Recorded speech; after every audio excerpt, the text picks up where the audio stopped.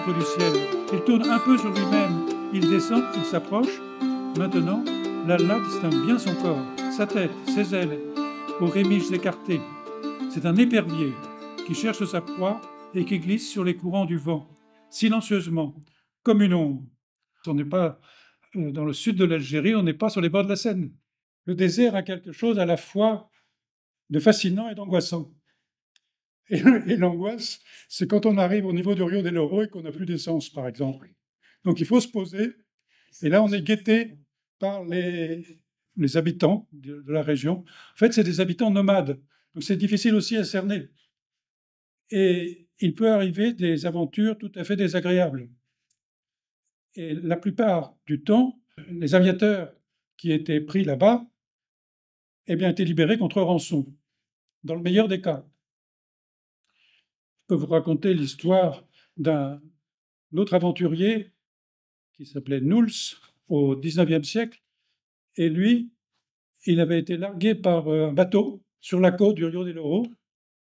Et puis, il avait dit, bon, ben, je pars en Turquie. Donc, vous voyez, droit depuis l'Afrique de l'Ouest jusqu'à la Turquie.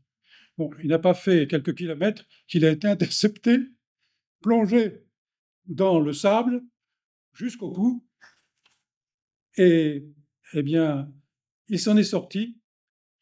Devinez grâce à quoi? Et cela nous fait entrer dans la civilisation du pays en récitant une sourate. Parce qu'on le croyait, bien sûr, venant de la mer et sur un sol espagnol, on le croyait catholique. Eh bien, il avait assez de culture, disons, pour s'en sortir comme ça. Bon, ça, si vous voulez, c'est le cadre. En 1932, l'apparition de Smara fut un choc. Sur son lit de mort, le 30 novembre 1930, Michel Vieuxchange, lecteur de Rimbaud et de Gide, s'était déclaré catholique, entre guillemets, comme Claudel. Le poète Claudel est sollicité pour écrire la préface de ce livre.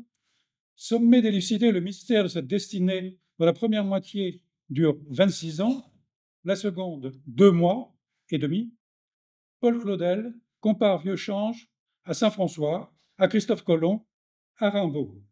En lui, il décèle un amant de la pauvreté, prêt à tout pour conquérir cette perle de l'Évangile, jusqu'à donner sa vie au terme d'un interminable chemin de croix. Pour François Mauriac, Vieuxchange est un intercesseur dont le sacrifice ne peut pas ne pas posséder un sens caché. Smara n'est jamais qu'un prétexte. Un héros chrétien meurt toujours pour que nous soyons sauvés. Le poète surréaliste Philippe Soupeau, en revanche, voit en Michel Vieuxchange un jeune homme qui ne réfléchit pas, qui ne pèse pas ses actes et qui commet une sorte de suicide. Puisque généreusement il voulait offrir son existence, que n'a-t-il pensé à lutter contre tout ce qui l'étouffe, contre sa bourgeoisie, contre l'aveuglement de sa classe? Louis Aragon semble partager cette analyse, mais il laisse également percer son admiration. Il avait tout donné, sa vie, simplement pour être le premier à entrer dans Smara. Ça, c'est un petit peu excessif, parce que Smara a existé avant Vieuxchange. Avec Michel, on est à des lieux et des lieux de Kipling, de ses héros rusés.